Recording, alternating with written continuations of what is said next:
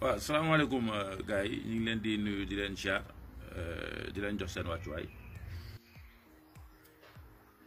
di ñaanal président Ousmane Sonko yàlla sàmm ko yàlla aar ko bismillah dafa ñu ngi leen nuyu ñu leen lu baax yàlla làq ko fa nga xamante ni yàq yeggu fa waaw yàlla musal ko ci pexe noonu waaw yàlla dëddale ko lépp loo xamante ni seytaane la waaw yàlla sàmmal ñu ko quoi xam nga loolu ñu ngi koy ñaan yàlla di ko tibbee suñu xol waaw di nuyu patriotes yi waaw patriotes yi mooy ñi bëgg Sénégal ñëpp di leen nuyu di leen ñaanal jàmm waaw di leen féliciter aussi parce que démb li xew démb jàpp naa ni képp kuy sénégalais rek képp kuy sénégalais te bëgg changement réew mi te bëgg avancement réew mi te bëgg une nouvelle forme politique bëgg un nouveau système jàpp naa ni démb fanaanoo nga bànneex waaw waaye nag loolu noonu yëpp nag bu amee après dañ ci war a def ay jàngat waaw mais ñun nag c'est malheureux parce que nous sommes un peuple boo xamante ni ñun duñ jàngat waaw duñ jàngat waaw te duñu jël ay leçons bu mbir amee moo tax li ñuy dal di ñuy dalaat toujours xam nga damay sant yàlla ndax grâce à président Ousmane Sonko dama kontaan naat pour nekk sénégalais waaw grâce à président Ousmane Sonko waaw ndax ñu bari tey ñoo xamante ne ñu ngi ci diaspora bi man dañ dem ba gedd Sénégal waaw mais ñu bari grâce au discours de président Ousmane Sonko yi ñuy faral di dégg ak grâce yaakaar bi ñuy am ci moom maanaam ils ont envie dañuy santaat yàlla maanaam gën a amaat espoir gën a amaat yaakaar ci réew mi man j'en connais beaucoup de gens yoo xamante ne ñu ngi nekk ci diaspora bi boo leen daan wax waxu Sénégal sax duñ la déglu barki alxuraan kan boo leen daan wax looy uti boo leen daan damay dem Sénégal sax dañ naan looy uti Sénégal waaye léegi damay gis ñu bari ci ñooñu tey grâce à Sonko maanaam ñi ngi amaat espoir ci dëkk bi ñi ngi toog di waxtaan ak yow waxu Sénégal maanaam di waxtaan ak yow ci politique gu Sénégal te foofu nekk na loo xamante ni c'est très important diaspora bi tey boo gisee ñoom lu tax ñoom taxawaay bii maanaam dañoo xam li nga xamante ni mooy les réalités xam ni àdduna di doxee xam li tax nit ñi nax waaw ñu nekk ñu courageux nag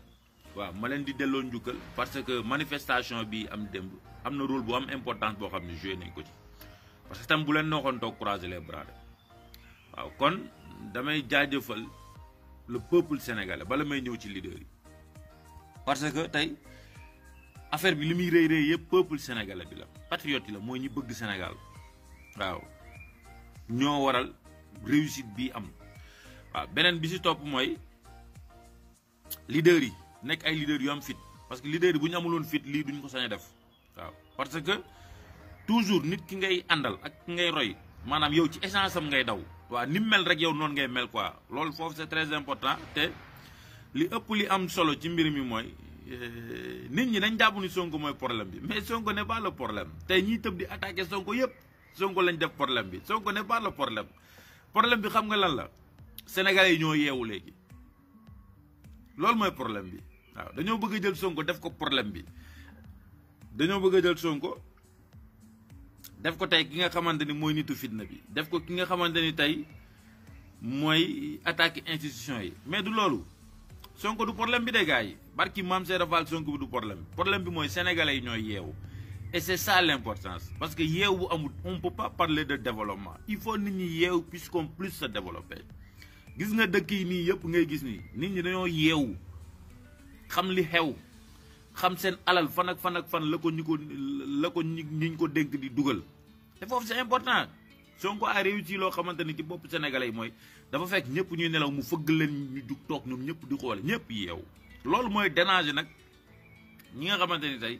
ñooy système bi loolu mooy déranger tey ñi nga xamante ni tey ñooy parti au pouvoir avant Sonko on n'entendait jamais les jeunes parler de gaz de pétrole de zircon musul am avant Sonko jeunes yi seen yoon newul woon ci ay conseil constitutionnel jeunes yi seen yoon newul woon ci ay élection mais grâce à Sonko ak espoir bi mu defaat ci xelu nit ñi ak gëmloo bi mu gëmloo nit ñi ne réew mi mën na développer te duñ ko génn maanaam loolu moo ko may tey muy mën a wax muy dugg ci boppu jeunes yi et foofu c'est important ñun ñii di wax nii sax looloo ñu may tey ñuy génn fii taxaw fii di wax di jël ay suñuy responsabilité et foofu c'est important léegi nag bala may avancer dafa am loo xamante ne je tiens à le dire te c'est un message boo xamante ne dama koy ñaari message loo xam ne ñaari nit laa ko yónnee bi si njëkk mooy Bamba Kassé bu Synpics xaw ma maa ngi xool benn interview boo xamante ni mi ngi ko def TFM nee na moom mooy président xaw ma Synpics lan des journalistes mais Bamba da nga juum parce que nit du nafiq gis nga dëkk lu fa mëstam bu fa amee rek dañ war a xool lan moo tax mu am et foofu c'est important mais ñun duñ xool lan moo tax mu am parce que dañuy far waaw ñun bu dara amee duñ xool lan moo ko sabab te tant que xamoo lan moo sabab mbir moomu maanaam coow loolu mënoo ko fay et foofu c'est important moo tax mbir bu amee da ngay xool lan moo ko waral tey sa kër bu tàkkee da ngay xool lan moo tax mu tàkk fan la fuite am ba tax peut-être gaz bi sauté wala courant bi yàqu wala fan la courant bi jaar ba tàkk tey boo feebaree da ngay xool lan moo la metti lan moo sabab sa feebar mais loolu mooy tax nga mën a saafara feebar bi mais Bamba Kassé yow su fekkente ne yow lu amul Sénégal dafa mus a am mooy ay journaliste ñëw ci fi nga xamante ni tey mooy ci manifestation maanaam ñu dàq la da leen doon fi filmer mais li nga war a njëkk a def da nga war a xool lan moo sabab loolu mais doo tëb di dal ci kaw da nga xamante ni tey ñoo dàq ñoon parce que d'accord on est en démocratie ku nekk am nga ta liberté d'expression loolu dañ koy nangul ku nekk waaye nag démocratie ça ne veut pas dire que ni ñu permettre ay nit qui se disent journalistes ne ñoom ay journalistes lañ toog ci télé ñu jox leen temps d'antenne 1 heure de temps wala 2 heures de temps nga toog di xas benn nit bu doon da ngay commentaire ci ni muy doxalee sax wala ni muy jëfalee ñu mun a mais di xas nit bay dugg ci ay vie famille am léegi kooku ñu bëgg ne kooku journaliste la mais il faut qu'on arrête mais TFM ak lu mën di xew may lancer benn message tamit patriote yi ñun suñu combat du ñun ak TFM ñun suñu combat ñun ak Macky Sall la waaw ñun suñu combat ñun ak système bi la suñu combat du ñun ak TFM waaw xëy na nag patriote yi ni ñu réagiré démb du ma leen ci condamné te dama koy cautionné waaye nag du tee bu lépp jàllee dinaa leen revenir loo à la raison ne leen beneen yoon bu mu demee nii parce que biir TFM am na ay patriote am na ñoo xam ne ñi ngi liggéey TFM te duñ cautionné injustice am na ñoo xamante ne ñi ngi liggéey TFM te biir Pastef lañ bokk am na ñoo xam ne ñi ngi liggéey TFM te Pastef lañ bëgg am na ñoo xamante ne ñi ngi liggéey TFM même buñ amul carte de membre Pastef ay sympathisants Pastef lañ kon biir TFM am na ay patriotes et de vrais patriotes même mën naa ci joxoon kenn exemple ku mel ni Kouthia daan ngeen dégg ay discours am Kouthia ku ko déglu xam ne kii c'est un vrai patriote kii ku bëgg Ousmane Sonko la n'est-ce pas dëgg loolu dëgg kon suñu combat du ñu nag TFM du ñu nag journalistes yi nekk TFM ñun ak Macky Sall la ak système bi kon bu beneen yoonatee maanaam bu mu demee nii bu beneen yoonatee bu mu demee nii parce que xëy na peut-être journaliste boobu ñëwoon mën na nekk patriote parce que man miinuma ko xawma ko caméraman boobu ñëwoon mën na nekk patriote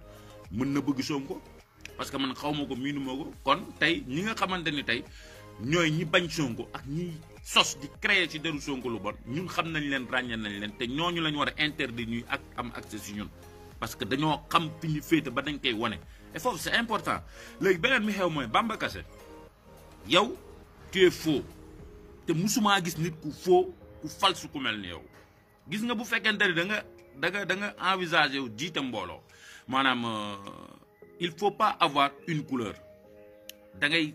mën a distinguer di xool li nga xamante ni mooy dëgg quand Madiambal Diagne se permet d'écrire ay fen ci deru Ousmane Sonko daal dina jàpp nañ xaw ma chef rebelle nangam sangam ci jour manifestation bi mais tu es là et tu n'as rien dit te pourtant ay fen la mais ce sont les réalités yoo xamante ne ay fen la pourquoi tu n'as rien dit à Madiambal Diagne léegi yow tu te permets d'ouvrir ta grande gueule naan da ngay wax ak ñi nga xamante ni tey ñoo dàq journalistes yooyu mais dabal nga porter plainte gis nga ab peuple kenn mënul xeex ak moom bul sonn c'est le peuple qui a décidé peuple bi mooy tànn kan lay jëflanteel ak kan la dul jëflanteel parce que peuple bi mooy le Sénégal te buñ ne peuple bi mooy ñi ëpp ci peuple bi liñ bëgg c'est ça la réalité. Tey quand Aïssatou Diop Fall se permet toog TFM 2 heures de temps 3 heures de temps xas Sonko da koy xas du commentaire ci ay actes yu Sonko di def wala Sonko lu muy wax maanaam da koy xas di ko attaquer di ko tuumaal di ko fenal te journaliste du fen. Si on veut dire les bonnes informations maanaam dañ koy joxe ni mu amee mais pas ay xas ay nit ay dugg ci vie privée te journaliste yi ñu naan journaliste loolu la ñuy def ci kanamu Sonko. léegi Sonko mooy ku amul ndey amul bàyyi ci dëkk mais Sonko heureusement ba nga xamante ni son discours a été entendu par le peuple sénégalais son discours a été entendu par la jeunesse. Mais pourquoi tu n'es jamais sorti dire que ni Aïssatou Diop Fall ni ngay attaquer Sonko nii du ni tu peux commenter mën nga wax li nga xamante ni mooy dëgg mën nga joxe information mais doo bul exagérer bay dugg ci bay biir famille am tu es là da ngay toog jàkkaarloo sa merde de der Ablaye der xaw ma se permet toog dire daal di ne yalwaan bi Ousmane Sonko di yalwaan ak ni mu ko utiliser et tu étais là mais il faut respecter nit da nga koy respecter Ousmane Sonko kilifa la si dëkk bi même bu fekkente ne dañoo cotiser yow leer na leen lii du yalwaan mu ne yalwaan bi Ousmane Sonko di yalwaan ak waa këram te yaa ngi koy dégg ba fuumalaan naan ko du yalwaan arrête de dire ça mais yéen a ngi koy dégg ngeen yaakaar ni loolu dafa neex ci xol ngeen yaakaar ni léegi nit moom day toog ci télé saaga papaay jàmbur saaga yaay jàmbur xas yaay jàmbur xas ñi bëgg jàmbur boobu ba pare léegi ñoom ëllëg ñu réagir ngeen taxaw yor sa làmmiñ dox mais dama nga porter plainte États-Unis foofu nga ak France et le combat va retourner contre toi. gis nga Ousmane Sonko boo déggee booy naan ndigal la ñuy xaar maanaam dafa wan booy loo xamante ni musuñu leen ko wan dig leen loo xamante ni kenn musu leen ko dig te espoir boobu ak yaakaar boobu moo tax tey booy di tëb di dal naan suñu bakkan lañ ci teg. gis nga mbir bu amee da ngeen ciy jéem a jàngat mbir bu amee da nga ciy jéem a jàngat tiire ci ay leçons mais du ngeen wëlbatiku toujours di jaay doole nit ñi ak di wane ni nit ñi ñun ñoo féete ci li nga xamante ni mooy nguur boo leen ko defee rek daan seul le peuple est souverain barkeb alquranu karim seul le peuple est souverain loolu ku ko comprendrewul rek da ngay sànq sa bopp seul le peuple est souverain personne ne peut décider à la place du peuple kon j'aurais préféré yow Bamba Kassé nga dem xool lan moo tax Sénégalais yi léegi am attitude bi vis-à-vis TFM bu ñu nee journaliste il faut informer juste et vrai waaw mais journaliste doo fen l'observateur ñaata yoon lay génn fi ay fen di ko teg ci deru Ousmane Sonko te pourtant du ngeen ko wax waaye yéen journaliste ngeen Poutine lim tontu Macky Sall ba àdduna bi yëpp di ko coow pourquoi vous ne parlez pas de ça Poutine dafa ne Macky Sall mën naa laa dimbali nga libéré wu du colon mais loolu la ko wax mais loolu dañ koy dagg sax ci vidéo yi ñuy dugal ñoom loolu la ko Poutine wax mën naa laa dimbali nga dagg buumu jaam bi nga xamante ne moo am sa diggante colon bi ba ëllëg nga mën a am ñebbe et pourtant information boobu du ngeen ko dugal ci bopp Sénégalais yi c'est parce que vous êtes faux vous n'êtes pas là pour travailler pour le peuple bu ñu waxee ngeen naan journaliste di sonal nit ñi mais journaliste yi informé juste et vrai maanaam di wax dëgg te yàlla tax même boo fekkente ni faraloo Sonko wala bëgg parce que nit ku nekk kan yaa moom sa xol dina am koy bëgg parce que loolu yàlla dafa jagle nit ku nekk am xol muy yàpp ak deret nga am koy bëgg di ko sentir mais bu informé juste jotee mais informé leen juste mais pas toog jël seen temps d'antenne yëpp yàq deru benn nit dañuy waxante dëgg di tuumaal nit di ko waxal loo xamante ni du dëgg di diaboliser nit mais Youssou Ndour ñun xam nañ lan moo tax tey mu exister sax ci politique xam nañ ko mais jarul ñu nekk fii di wax di ko débat Youssou Ndour ñëpp xam nañ il est aux côtés du peuple parce que bu demee tey bay am courage yu toog naan Macky Sall moo baax ci ñun c'est parce que Macky Sall moo baax ci moom mais il faut